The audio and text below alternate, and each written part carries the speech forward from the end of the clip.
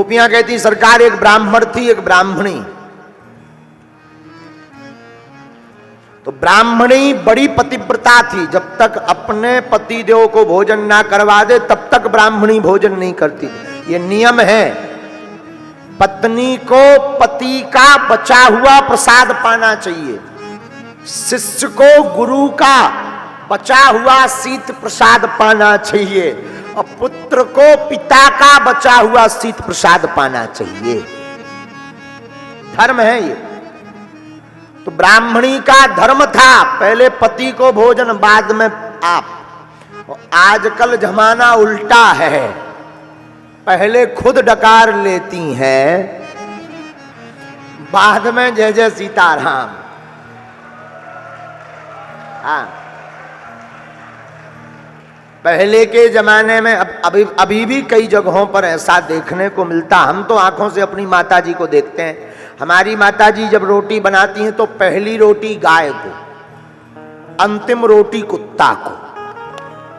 लेकिन आजकल कुछ अंग्रेजन आई तो पहली रोटी खुद खा जाएंगी, अंतिम रोटी खसम के लिए। तो अर्थ क्या निकलता, मानो खुद गौ माता बनना चाह रही कि हम गाय हैं और खसम को डॉट डॉट डॉट।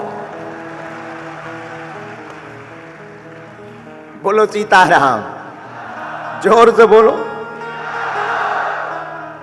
बल्कि धर्म पत्नी का धर्म है पहले पत्नी पति को भोजन पवावे फिर बाद में खुद पावे।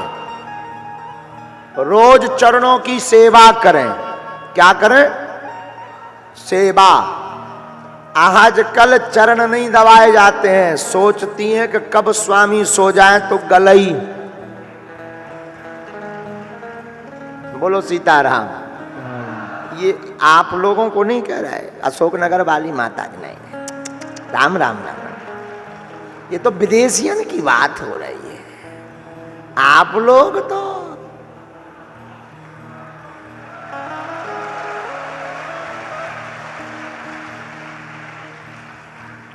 क्योंकि अभी हमें कल तक कथा करनी है कि कालें दे बिलना दे चिमटा बागेश्वर सरकार मुर्दाबाद।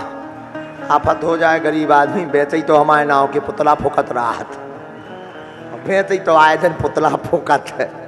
एक ना एक कोनो ना कोनो ई मैदान में, कोनो रामलीला मैदान में पुतला फूक भी लगो। एक जने हम पकाते बोले महाराज जी आपके इतने पुतला काय फूक रहे हैं? हमने कहा आदमी जिंदा नहीं फूक पा रहा तो पुतला फूक रहा हो। क्या दिक्कत है? पुतला में क्या दिक्कत है? तो बोले उससे होगा क्या? हम कहीं पुतला से होता थोड़ी है कुछ, उल्टी आयु बढ़ती है। और हमने उन व्यक्ति को भी समझाया। हमने कहा केशव जी, हमने उनको कहा सुनो, मरने के बाद तो कई फूके होंगे, हम सब भारत के वो आदमी हैं जिनको जिंदा होते हुए पुतला बनाकर फूका जा रहा। तो ये जो कहानी बता रहे माता जी हर आपरण की नहीं, दूसरन की बात है। भगवान कहते हैं इसलिए गोपियों आप लौट जाओ। गोपियां कथा सुनाती, महाराज एक ब्राह्मण एक ब्राह्मणी, ब्राह्मणी बड़ी पतिव्रता। एक बार ब्राह्मण देवता ने कहा हमें विदेश जाना है कमाने, तुम घर पर रहना। ब्राह्मणी बोली कि अगर आप जाएंगे तो हमारा पतिव्रत धर्म नष्ट हो जाएगा, क्योंकि क्या पता आप कितने बजे भोजन करोगे। अगर हम पहले पा लेंगे तो दिक्कत, हमारी सेवा छूट जाएगी। तो ब्राह्मणी की बात सुनकर ब्राह्मण ने एक उपाय किया, माटी का एक पुतला बनाया और कहा कि एक काम करो, जो पुतला की सेवा करो, जब तक हम नहीं है हमारा ही रूप मान के सेवा करो, भोजन कराओ, चरण दबाओ, वो बाकी भोजन गाय को खिला देना, धर्म भी निभ जाएगा, हम विदेश भी हो आगे। ब्राह्मणी बोली बात तो सही है, पुतला बना दिया। गोपियां बोली भगवान ध्यान से सुनना, भगवान को सुना रही गोपियां कथा। भगवान बोले जी। एक दिन ब्राह्मणी वही पुतला रूपी पति को भोजन करवाई रही थी, तब तक दरवाजे पे खटखट की आवाज आई। कौन? परदेश गए हुए पति जी की आवाज आई। मैं वापस आ गया हूं।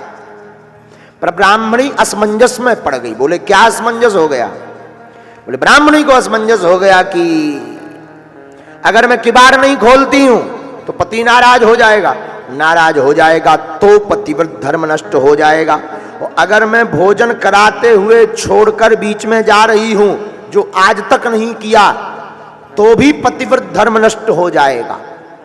अब भगवान आप ही बताओ, दरवाजे पर असली पति है और ये मिट्टी का पुतला का पति है। जब तक पति नहीं थे तब तक इसी को पति मानती थी, और अगर बीच से छोड़कर जाती है तो पतिव्रत धर्म नष्ट होता है। अब आप बताओ ये बेचारी ब्राह्मणी क्या करे? भगवान बोले सीधा सीधा उपाय है, कोई अलग उपाय थोड़ी है। चित्र की पूजा तब तक की जाती है जब तक चरित्र ना हो।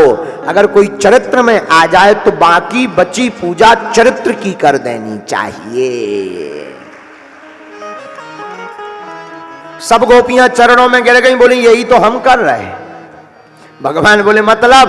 बोले जिन संसार के पतियों के बारे में तुम डरवा रहे वो है संसार के मिट्टी के पति, मिट्टी के पुतला। आप हो परम पति, हम उन पति को छोड़कर आपके चरणों में आ गए। हमने क्या गुनाह कर दिया सरकार? आहा हा। भगवान मुस्कुरा गए कि गोपियां बड़ी गुड़ग्ग हो गई हैं।